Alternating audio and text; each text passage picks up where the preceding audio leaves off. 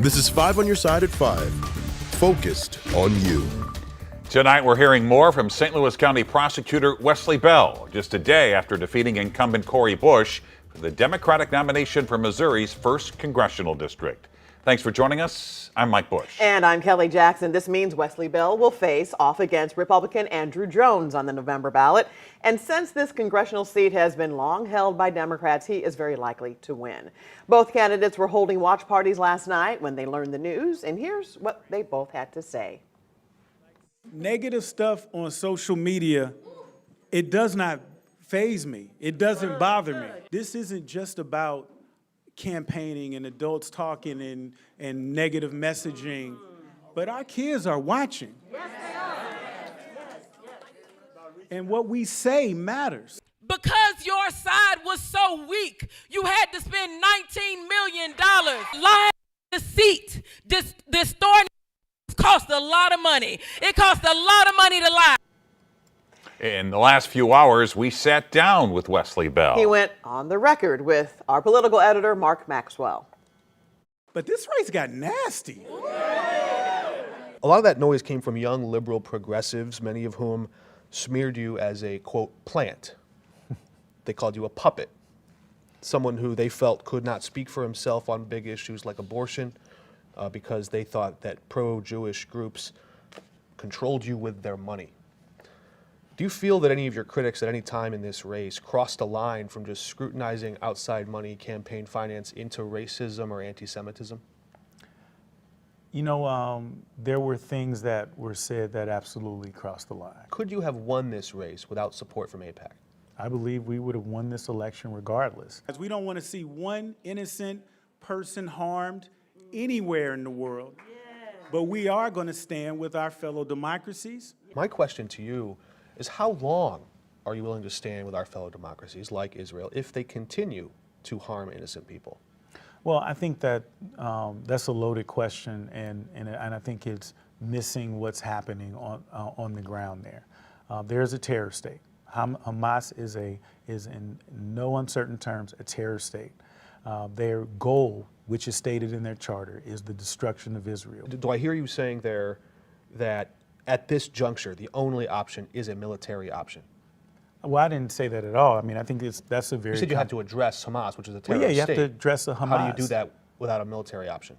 Well, with Hamas, I don't know if there are many options other than the military option, because Hamas can end this war tomorrow. If Hamas freed the hostages and left the region as a ceasefire agreement was on the table just like that, and that was months ago, this war would end immediately.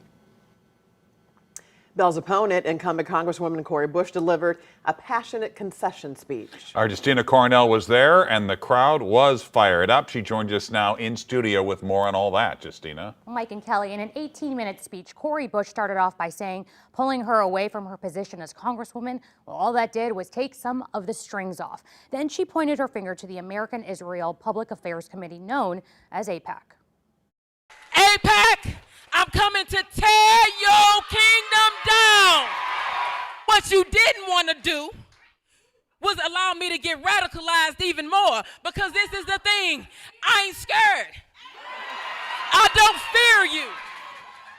Her speech then attacked her opponent, Wesley Bell, but she then later talked about unity and her passion for St. Louis.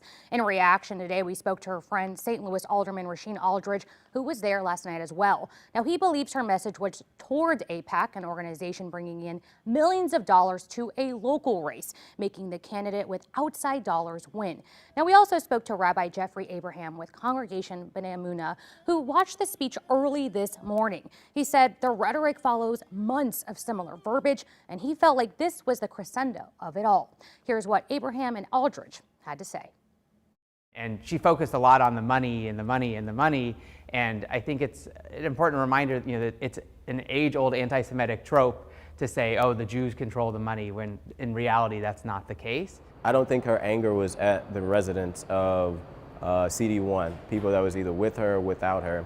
I think her anger and our anger is with an organization that is not from here, that literally bought a seat, that doesn't really care about the conditions of St. Louis. Now, Congresswoman Cori Bush said this isn't over and she will continue to fight for St. Louis. Now, we did reach out to her office and APAC for interviews. We haven't heard back. Thanks, Justina.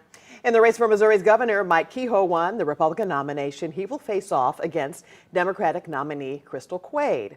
You can find results for all of last night's races on KSDK.com. For a link, text the word results to 314-425-5355. A teenager is dead after being shot while allegedly trying to rob two people in Soulard. St. Louis police say 4 people tried to rob a couple at 9th and Russell last month.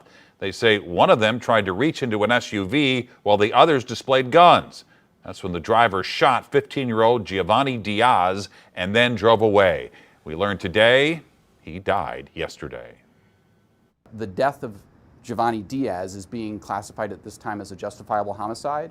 But again, there are additional suspects related to that original robbery at 9th and Russell. Giovanni Diaz was dropped off in an area hospital by 3 other suspects who fled in a vehicle. So investigators are still investigating that robbery. You're asked to call police if you know anything about the 3 other suspects. Rapper Nelly was arrested today in St. Louis County. Missouri State Highway Patrol says he was arrested early this morning at the Hollywood Casino on a failure to appear warrant. Police say it's related to a 2018 traffic charge out of Maryland Heights. Police also say he had ecstasy on him. He was arrested and later let go. Keep your distance. That's what Illinois conservation officers want you to do if you come across a black bear. The adult bear has been wandering all over the Metro East. This video was taken at the Benedictine Living Community at the Shrine in Belleville. He was also seen wandering around neighborhoods in Caseyville and Columbia. Conservation officers say he's looking for a proper home away from people, and if everyone leaves him alone, he'll find where he is supposed to be. Coming up, going for gold. We hear from some of our local athletes as they compete in Paris. They are 2 athletes who continue breaking barriers today. The backlash that followed an historic Olympic win. And we stayed in the 70s today. 77 the high, we're at 76 now. A lot of clouds out there. They just didn't break up. It will clear tonight. It's going to be a nice, cool weekend ahead. Much more on that straight ahead.